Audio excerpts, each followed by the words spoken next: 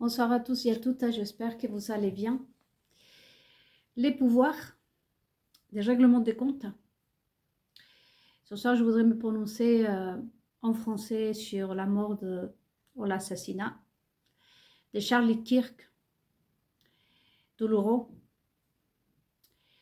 Je pense bien évidemment aussi à Jean-Pierre, le décès de ce Français qui a été tué en direct sur les réseaux sociaux. Des événements qui ne devraient pas avoir lieu. Et personnellement, ça m'anéantit l'un comme l'autre. Et c'est justement pour ça, parce que nous sommes des êtres humains. Moi, je me considère un être humain, c'est pour ça que tous ces événements me touchent. J'étais en train de penser à celui qui a été mon seul mari, on va dire. Et quand je l'ai rencontré, il y a eu même sa famille qui m'avait à l'époque dit « Tu ne peux pas prendre sur toi la misère du monde ». Je ne sais pas si les Français, pour ceux qui sont français, sur ma page, je pense que c'était presque très à la mode cette phrase, prendre la misère du monde. Moi, c'était douloureux ça d'entendre cette phrase. Et j'étais toujours critiquée pour prendre la misère du monde. Parce que je suis touchée par la mort, comme je vous disais, de ce Français et tant d'autres cas que j'ai vus personnellement aussi au cours de mon existence, que ce soit en Argentine avec tout ce qui s'est passé avec les Juifs, et pas simplement les Juifs. Aussi, il y a le peuple d'Argentine qui, si on entendait les récits de toutes ces personnes, c'est vraiment inhumain. On a envie de vraiment crier de la douleur. Et je l'ai fait. J'ai pleuré à l'époque. On a crié de douleur. Et donc, du coup, que ce soit en France et ailleurs où je vais citer quelques peu de pays, des pays qui avaient vécu la guerre même. Et donc, du coup, j'ai toujours été en train d'écouter les gens et de me sentir, je ne peux pas m'en empêcher de me sentir touchée jusqu'aux entrailles, en fait, avec des choses comme ça. Et c'est pour ça qu'il m'a valu l'étiquette à des genres, tu prends la misère du monde. Vis ta vie. C'est pas à toi qui lui arrive ce genre de choses. C'est ce qu'on me disait à l'époque. Mais je ne peux pas m'empêcher de prendre la misère du monde, en fait, comme je vous disais. Et je suis bien contente qu'il y ait beaucoup de monde que c'est impossible de ne pas prendre la misère du monde sur nous. Ça veut dire que nous sommes des êtres humains. Je vais revenir surtout ce soir sur Charlie Kirk, parce qu'on dit beaucoup de choses.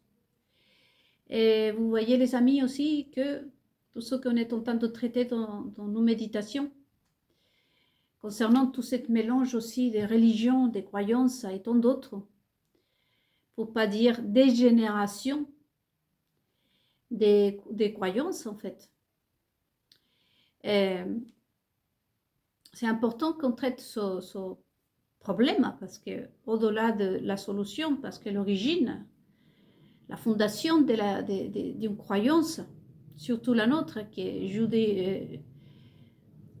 juive, chrétienne, ce sont des croyances positives, c'est-à-dire que c'est le bien et que c'est des solutions plutôt que des problèmes. Mais aujourd'hui, ce monde a fait des religions, et par le passé, me direz-vous, surtout en Europe, il y a eu carrément des guerres des religions.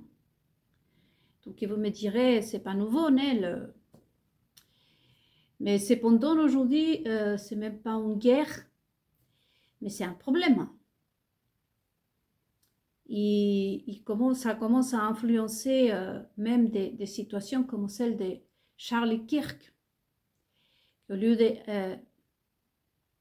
repeindre, non, la bonne nouvelle, la paix, comme c'est le but de Néoman l'Évangile, c'est de vraiment remplir le monde d'amour, de paix.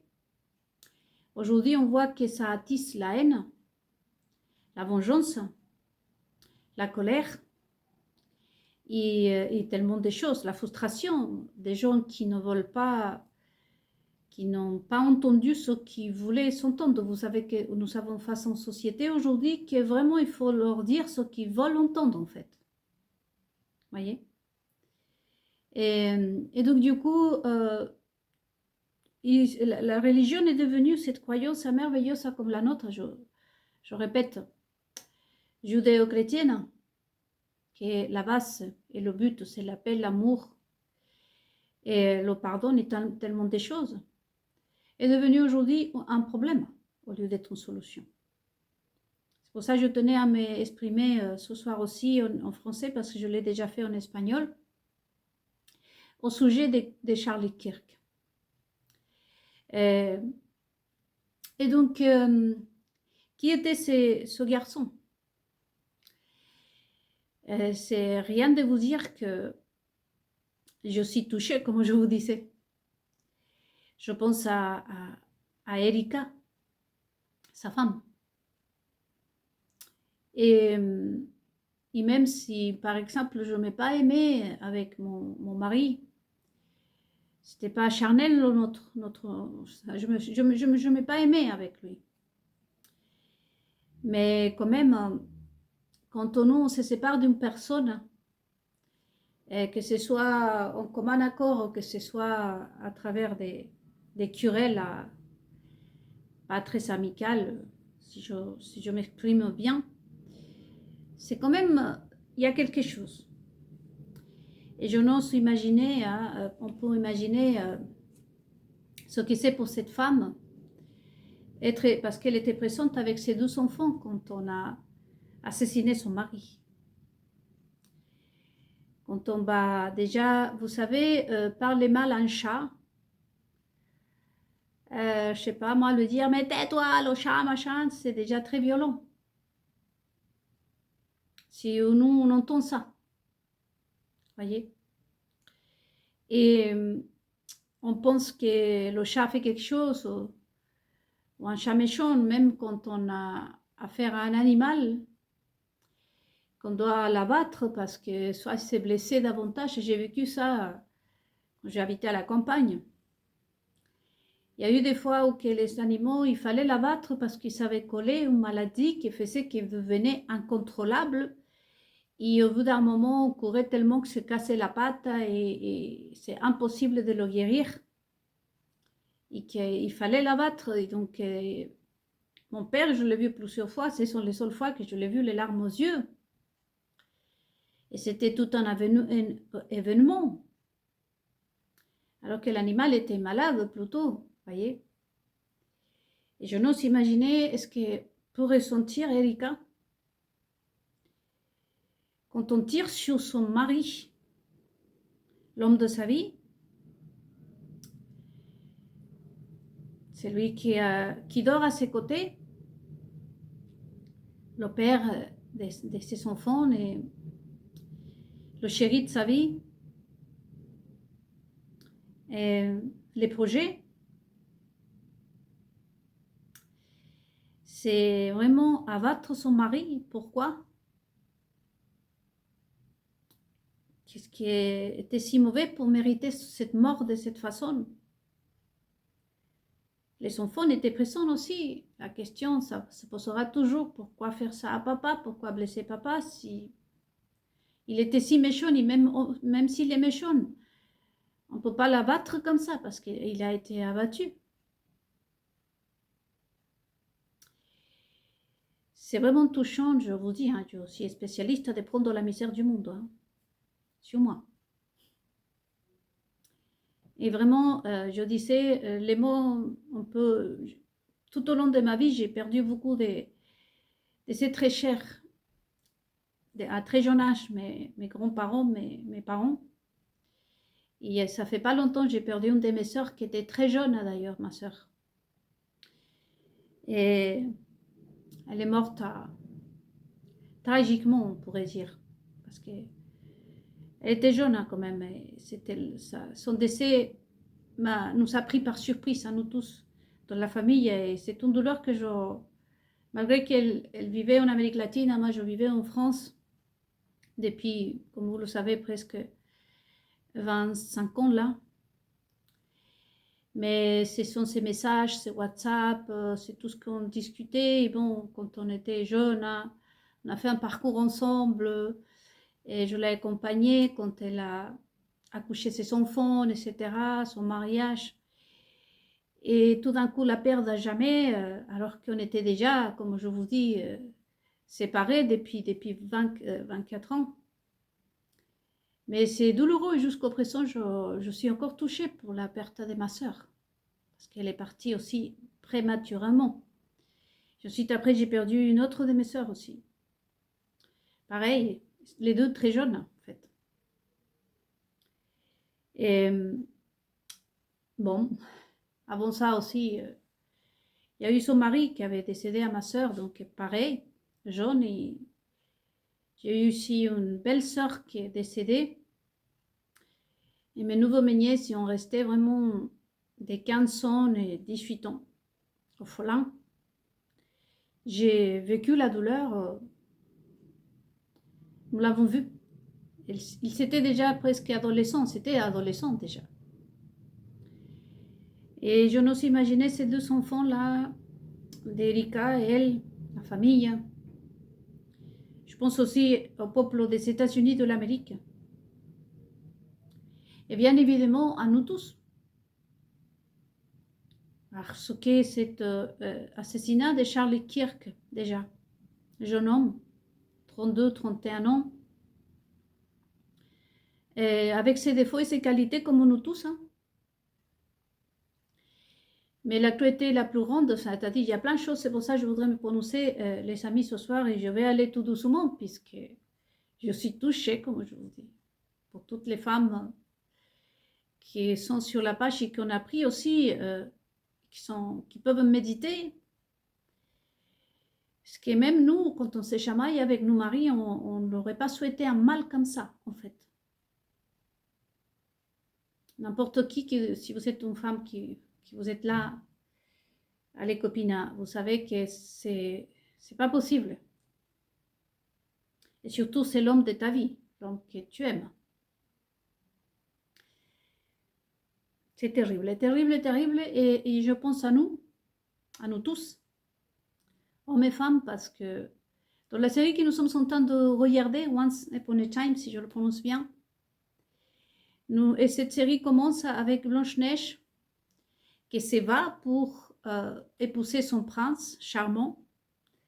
Vous allez comprendre comment, après, parce que comme cette série, elle commence à l'inverse, voyez-vous, le temps est inversé. Et à fur et à mesure, ils vont raconter l'histoire. Ils ont eu beaucoup de mal à s'aimer, Blanche-Neige et le prince charmant. Voyez. Et donc, du coup, quand ils arrivent finalement à vaincre toutes les difficultés que Régine, la reine maléfique, mettait sur ses projets, on va dire, bloquer ses projets, ils arrivent à se marier et à ce moment-là, elle les sépare pendant 28 ans. Casse son mariage, casse ses illusions. Et elle m'a été envoyée ailleurs, la petite fille, et Blanche-Neige part toute seule dans la son nouveau pays qu'elle a créé, la sorcière, à vivre toute seule. Son mari est en état de coma, sa fille a grandi toute seule, orpheline ailleurs. C'est un désastre alors que, en principe, au début, c'était un couple qui s'aimait. Voyez. Et ils ont réussi à les pourrir la vie, comme on pouvait dire nous ici, par pure méchanceté. Voyez. Donc, nous aussi, on a vécu ça, on vit ça. Moi, ça m'a fait penser aussi à ma propre histoire d'ailleurs, que Et au moment où je décide de me marier, pour le meilleur plutôt, parce qu'on dit oui pour le pire, mais je préfère enlever le pire pour le meilleur.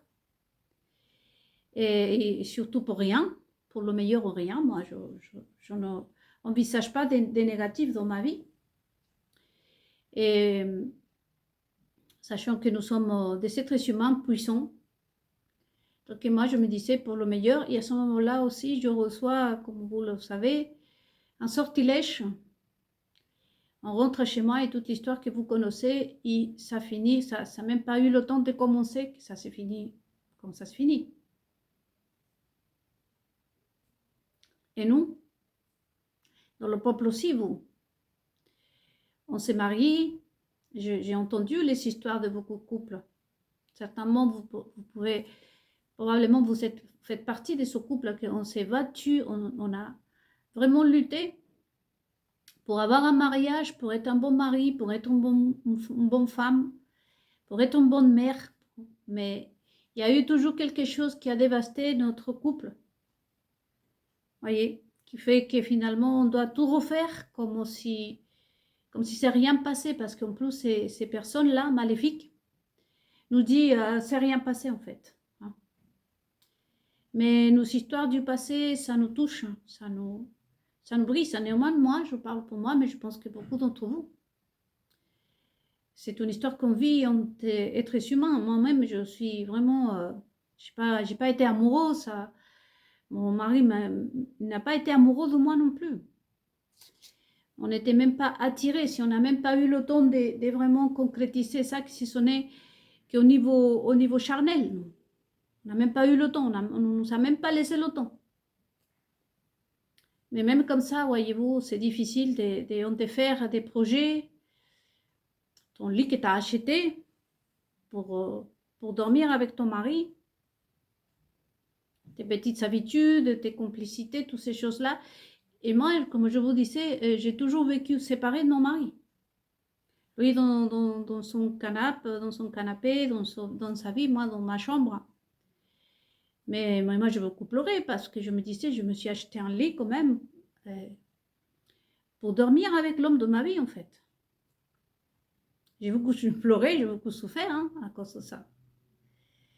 Et aujourd'hui, je pense à Erika et je me dis, quelqu'un a fait ça, en fait. Quelqu'un t'a enlevé l'amour de ta vie, en fait. Et même si ce n'était pas l'amour de ta vie, imaginons que ce soit comme moi. Mais la personne qui est le père de tes enfants. Et ça, nous l'avons traversé, nous tous, comme je vous dis. Je vous disais dans d'autres méditations, les amis, du moment qu'on sait qu'on a tout fait, qu'on a donné, qu'on a aimé, c'est que ce n'est pas notre faute si ça n'a pas fonctionné. Là, on découvre, voyez-vous, petit à petit qu'on avance dans nos méditations, on découvre qu'il y a beaucoup de choses derrière, cachées. Voyez donc comment consoler Erika, comment consoler les enfants, comment consoler ces familles, la maman de ce garçon, d'Erika elle-même, et le peuple américain. Toute cette jeunesse qui, d'une manière ou d'une autre, cette jeunesse s'attache beaucoup. Et cette nouvelle génération a la particularité qu'il s'attache beaucoup alors à quelqu'un. Et comment nous consoler nous-mêmes en même temps, puisque nous avons besoin d'être consolés nous aussi. Et il faut que ces personnes qui ont fait ça se disent que nous aussi, on a besoin d'être consolés. Parce que quel espoir, en fait. Qu'est-ce qu'ils sont en train de nous annoncer encore? Je crois que si la consolation ne peut venir que de Dieu, de toute façon, parce que Apocalypse 14, c'est dans lequel nous sommes, pour ceux qui sont croyants, le dit de toute façon, qu'il va y avoir un moment où la mort sera meilleure que la vie. Ça fait peur. Vraiment. Et aujourd'hui, finalement, avec toutes les difficultés que nous avons, j'ai entendu quelqu'un me dire, tu sais, d'ailleurs, ma sœur, pour avant de mourir, je ne sais pas si elle m'a dit ça pour me consoler ou... C'était pas la seule à me l'avoir dit. Tu sais, mourir, c'est mieux que rester sur Terre. Hein. C'est terrible d'entendre dire ça, parce que, comme je vous dis, tout ce qui vient de se passer, même l'événement à Népal qui a été plutôt positif, il y a eu des morts aussi et des blessés. Ce sont des choses que c'est pas possible que ça se passe comme ça. Ça ne devrait pas se passer comme ça. Nous sommes des êtres humains. Voyez. Donc, pas simplement Erika, la femme de Charlie. Il n'y a pas de mots pour la consoler. De toute façon, elle n'est pas consolable, en fait. Vous allez me dire, tu n'as pas à parler à sa place, mais j'aimerais savoir, j'aimerais qu'on me dise, oui, on peut la consoler, en fait, parce que ça serait l'espoir. Il n'y a que Dieu, elle est croyante, il n'y a que Dieu qui pourra vraiment consoler sa vie. Parce que nous, en tant qu'être humain, je ne crois pas qu'on pourrait la consoler. Et cette douleur, c'est une blessure qu'on a fait aussi au peuple américain. Et tous, tout compris. Vous allez voir que la furie va passer après. Et tout comme la mort de Kennedy a frappé aussi, il continue à frapper, et c'est là, ça a été vraiment, j'ai vu, hein, une blessure aussi pour ce peuple. Les Américains, il faut savoir que le peuple des États-Unis, c'est un peuple, personne on parle du peuple, mais c'est un peuple meurtri. Vous savez que les Américains, les amis, sont plus meurtris même qu'ici en France, et même les Africains. Peut-être que vous, en tant qu'Africains, vous allez me dire, Nel, tu es en train de nous dire que nous, on ne souffre pas. Si, nous sommes maltraités. Je viens d'Amérique latine, je vous ai dit. Mais le peuple des États-Unis, c'est quand tu as une image, tu vois, à tenir. Les États-Unis, c'est le premier pays du monde, etc. Mais les Américains souffrent beaucoup. J'ai connu l'histoire aussi. Parce qu'ils les culpabilisent beaucoup de beaucoup de choses. Il y a beaucoup de violence. Le peuple des États-Unis, c'est violent. Nous, on souffre d'une autre manière, mais c'est vraiment violent, très violent. Il y a des histoires terribles au sein des États-Unis. Des cruautés comme pas possible. Nous, on est limité en termes de nourriture, de logement, beaucoup de problèmes. Hein. Bien sûr qu'on est attaqué, comme je viens de vous expliquer, de tout ce qui est sentiments, les enfants, le couple, tout ça. Les États-Unis, il y a ça, il y a aussi beaucoup de violence vis-à-vis du cœur de l'Américain. Voyez. Et ils ont beaucoup souffert, ce peuple. Beaucoup, beaucoup souffert. Donc je pense à eux, vraiment. Comment nous sommes ici. On pense aussi à l'Afrique. L'Afrique, c'est une richesse, ça. Je vous ai dit. Mais que je dois faire des méditations concernant l'Afrique. Mais qu'aussi on les a anéantis. Et regardez ce qui se passe en France, ce qui se passe en Angleterre, ce qui se passe en Espagne. L'Espagne aussi, sont une détresse comme pas possible. Et donc, du coup, je pense aussi que pas simplement la famille de Charlie Kirk, sinon le peuple américain. Et bien évidemment, moi, j'ai besoin d'être consolée. Et je pense que nous, tout ça, par rapport à les réactions qu'on a vues. Surtout les femmes qui, peut-être quelques-unes ont la chance d'être avec l'homme qu'ils aiment.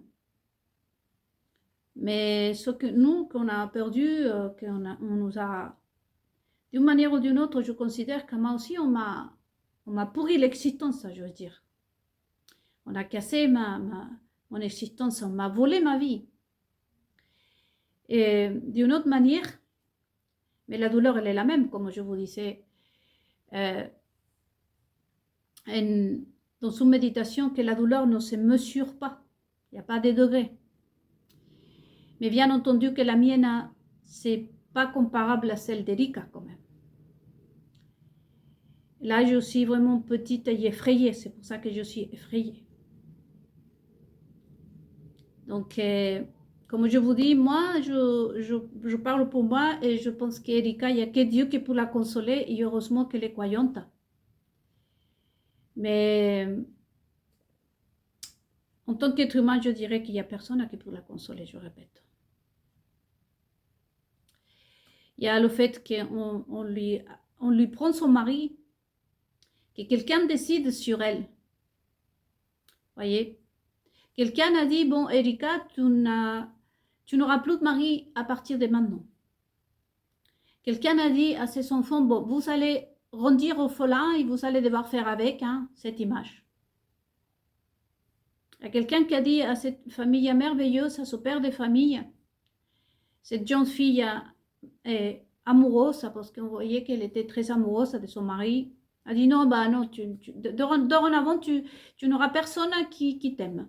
Et puis tu vas pleurer, tu vas faire avec, tu vas prendre tout sur toi, tu vas surmonter tes problèmes, et d'ici à 10 ans, peut-être, tu trouveras un autre, et puis voilà, tu passes le savon, machin. Il y a quelqu'un qui a pensé à la place et a pris la décision qui devait prendre Erika elle-même, non? De vouloir se séparer de son mari ou pas. Je crois que aussi nous, dans mon cas, j'aurais voulu bien avoir mon mot à dire, de dire je veux aimer son mec ou je ne veux pas l'aimer, parce que de toute façon, j'ai parti pour aimer mon mari. Et lui aussi était d'accord. Voyez? Et vous aussi, probablement que vous m'entendez.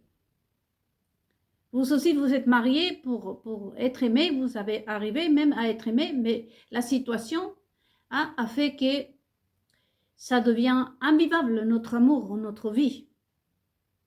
Et qu'on était forcé de nous séparer. Et qu'on nous dise, en plus on nous dit, c'est nous, c'est notre faute. Donc quelqu'un a pensé à la place d'Erika. Il a dit non, bah, à partir de maintenant, tu n'auras plus de mari. Hein? Et après, on nous parle de respecter la femme, non? Ce que nous voulons, hein? De toute façon, Erika a montré qu'elle ne voulait pas s'en séparer de son mari. C'était vraiment terrible de voir ces images quand elle embrassait les mains de son chéri en lui disant « je t'aime ». Mais il y a eu un groupe qui a décidé à sa place, comme ils ont décidé sur ma vie, comme ils ont décidé aussi sur la vie de plein de monde, de plein de femmes, de plein de couples, de plein d'hommes. Parce qu'ils se croient tout puissants, ils pensent que c'est à eux de décider sur nos vies. Ils se placent plus haut que Dieu, tout puissant, que nous Dieu à nous. À tel point de décider sur nous, voyez. Charlie lui-même, il croyait en Dieu. Et certainement notre Dieu, dans le même que lui croyait, c'était un chrétien. Notre Dieu ne va pas permettre que nous soyons morts de cette façon. Il est venu pour donner la vie et une longue vie. Nous, en tant que chrétiens, soit catholiques, évangéliques ou même juifs, vous savez que notre Dieu, c'est la vie. Ce n'est pas la mort, ce n'est pas les assassinats. Donc ça ne peut pas venir de Dieu non plus. Donc Charlie n'a pas eu son mot à dire non plus. Ça montre bien que nous vivons sur un système, voyez-vous, quel pouvoir nous gouverne. Qui c'est quoi propriétaire de nos vies? C'est pour ça la méditation de ce soir, les amis, c'est les pouvoirs et le règlement des comptes. Donc il faut séparer c'est très complexe de parler de Charlie Kirk. C'est pour ça que je commence avec tout le côté humain. Tout le côté, nous sommes des êtres humains, non? Toute la souffrance, parce qu'au-delà de nos croyances, au-delà que tu sois un gauchiste, que tu te crois, je ne sais pas, ascendant d'un camion, moi je ne veux pas que tu souffres, le wokiste. Et j'ai vu dans une vidéo, par exemple, dans une vidéo, si je prononce bien, Quelqu'un s'est moqué un tout petit peu en quelque sorte parce que le truc était super rigolo. Mais bon, il y avait un wokiste, je ne vais pas donner trop de détails. Il y avait un wokiste qui avait demandé des toilettes pour wokiste. Lui, il croit dans ces choses, vous voyez. C'est une religion en quelque sorte, le wokisme. C'est une religion. Et donc, une personne elle a répondu, on s'est moquant de lui. Lui a indiqué un endroit c'était pas très bon, vous voyez. Il a dit, c'est ça en fait pour toi, tes toilettes. C'est pour ça que je ne donne pas beaucoup de détails, les amis.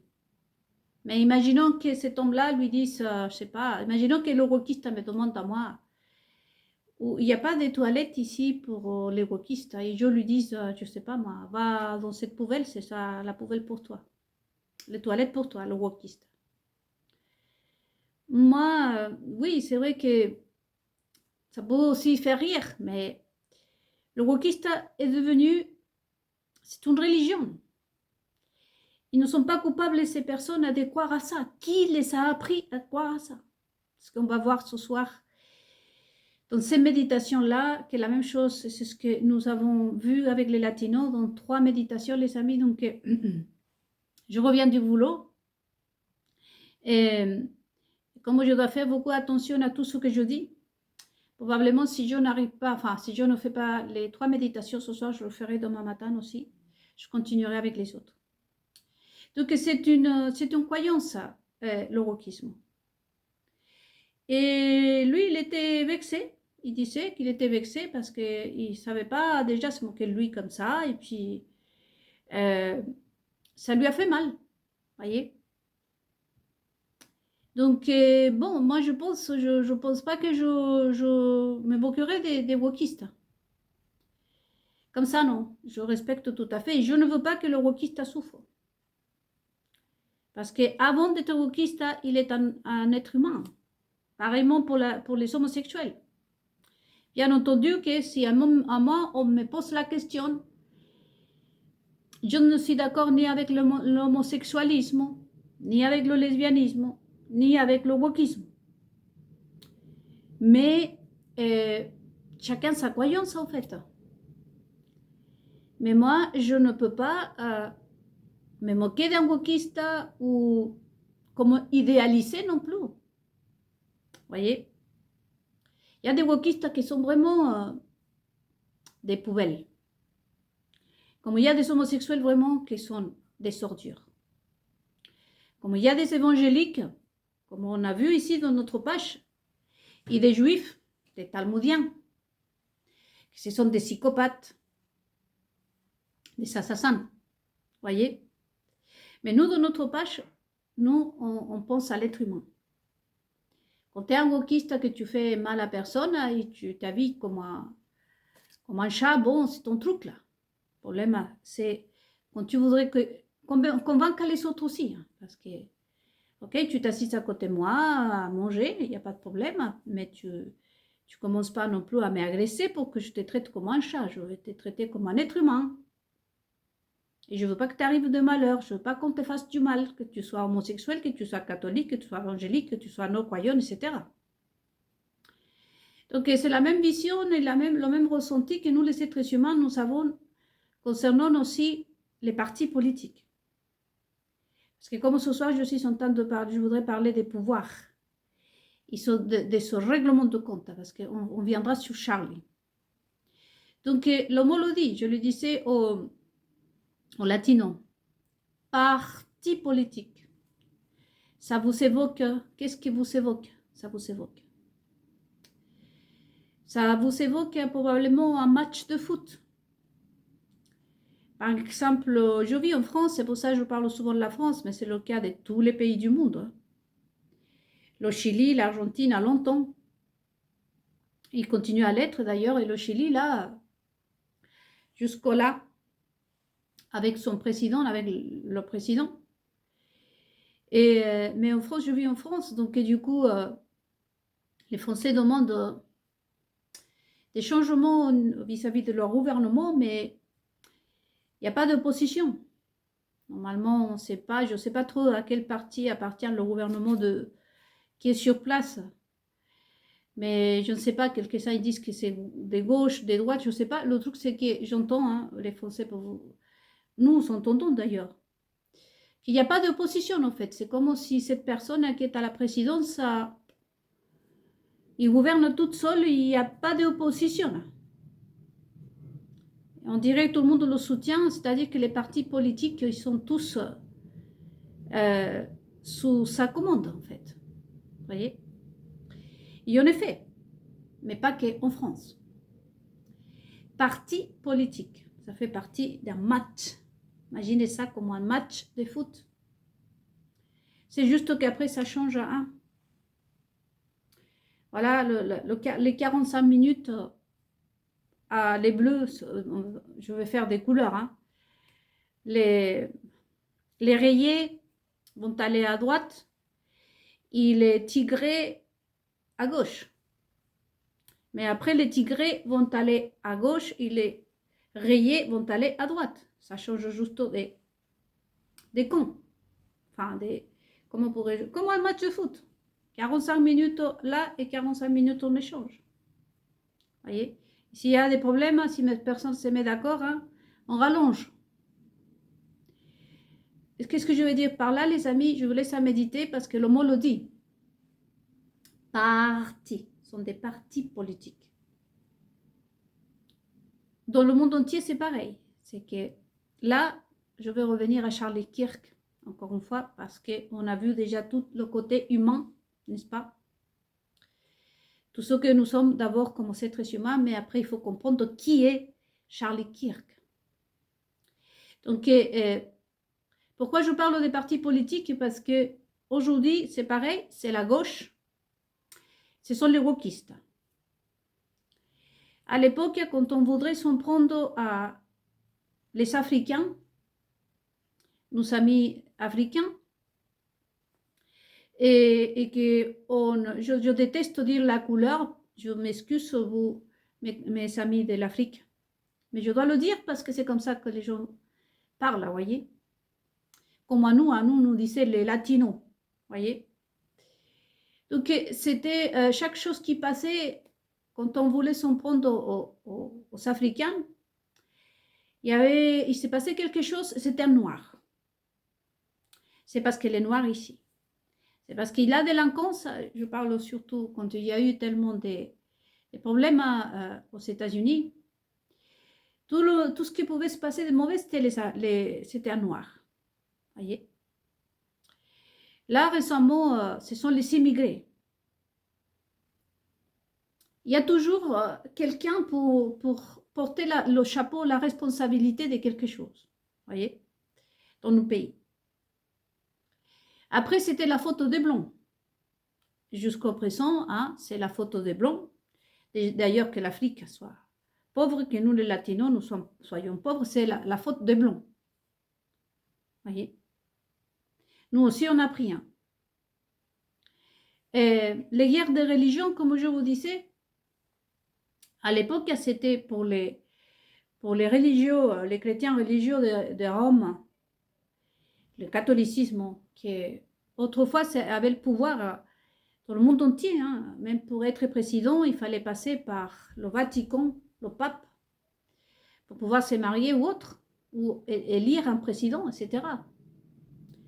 Mais pour eux, pour ces religieux de l'époque aussi, le problème a été les non-croyants, c'était les protestants, étaient quelqu'un d'autre. Après, la tarte se retourne. Le problème, c'était les catholiques, les chrétiens. Voyez. Et ce n'est pas du passé. Parce qu'aujourd'hui, on est face à la même chose. Vous allez voir. Peut-être bien dans son vidéo de ce soir, la 12e partie, qui était Charlie Kirk. Voyez. Donc, à chaque fois, il y a un coupable, on désigne un coupable, quelqu'un, un bouc à misère, quelqu'un qui porte le chapeau. Et à ces personnes-là, on leur dit ce qu'ils aiment bien entendre qu'on leur dise. Ce qu'ils veulent entendre qu'on leur dise. Donc aujourd'hui, on a dit qui était le tireur de Charlie Kirk, un wokiste, gauchiste. à méditer. Si vous, mes amis africains, bien entendu, vous les Européens, et de toutes parts du monde que vous m'entendez, parce que les latinos, je les ai laissés, et aux espagnols, je les ai laissés des méditations en espagnol, je vous invite à revoir l'histoire. Voyez? En ce qui concerne les partis politiques qu'aujourd'hui je vous dis, c'est un match, c'est un parti, c'est comment la composition des comment ça s'appelle, des joueurs là, d'une équipe de foot. Ce sont des partis politiques, c'est exactement la même chose. Par exemple, je le connais bien en Argentine. Quand la gauche gouvernait, la gauche était coupable, même si un oiseau tombait par terre, c'était la gauche. Quand la droite était au pouvoir, notamment au Chili, c'était affreux de dire que tu étais de droite. Tu te faisais agresser si tu disais que tu étais de droite. Tu étais une pourriture de la pire si tu disais que tu étais de droite. Tu étais une terroriste de la pire si tu disais que tu étais de droite. Et maintenant, vous savez qu'il y a la gauche au Chili depuis longtemps qui gouverne. Tout ce qui passe, c'est la faute de la gauche. Et c'est toujours le même jeu.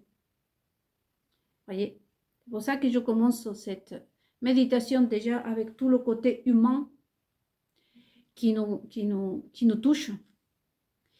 Pour rentrer dans toute l'analyse, si vous voulez, ce n'est pas une analyse, c'est un constat que chacun d'entre nous, on va faire sur les faits, sur l'histoire. Pas à imaginer, ici, on ne mythomane pas. Ici, je n'invente pas des choses en disant oh, « vous savez que telle chose ». Non, non, là, on est en train de parler du concret, de l'histoire passée et de l'histoire qu'eux-mêmes nous racontent. Hein? Donc, si jamais on a du faux, par exemple, en ce qui concerne les guerres de religion, c'est parce que c'est ce qu'on a entendu, on nous a expliqué. D'autres événements et des expériences que nous la vivons aussi en chair et en os. Donc ici, on parle du concret. On ne mythome pas, on n'invente pas, voyez. Et donc, du coup, je vous invite dans cette première partie donc, à faire une petite recherche mentale parce que celui qui a le temps ou qui voudrait vraiment approfondir plus des connaissances concernant toute la pagaille, on va dire que le vacarme, je ne sais pas si le dire de cette façon, qui a provoqué par le passé les religions, le fait d'être noir, le fait d'être juif. Vous savez qu'il y a eu un moment, les juifs étaient vraiment la peste en fait. Les juifs, il y a eu un moment où ils devaient se cacher parce que c'était rejeté, marginalisé pour être juif. Et aujourd'hui, être juif, bon, ça n'a pas beaucoup changé. Il y a que pour cet âme mondial-là qui se disent juifs, qu'aujourd'hui c'est la classe, ils sont respectés. Hein. Mais à l'époque, ça aussi, je vous invite à jeter un coup d'œil. Ils ont réussi à culpabiliser les juifs à tel point qu'on était marginalisés, qu'ils devaient se cacher, que personne ne voulait. C'était comme si c'était maudit, comme s'ils avaient la peste, vous voyez. Tellement on a parlé mal sur eux. Aujourd'hui, vous voyez la même chose, par exemple, au niveau de la gauche. Mais avant la gauche, il y a combien de cela? 20 ans? Cherchez dans l'histoire, juste dans votre mémoire. Qui était la pourriture du monde? C'était la droite. Voyez? Après, le problème, hein, et qu'il y a eu des assassinats. Souvenez-vous, vous, le monde homosexuel. C'était les homosexuels.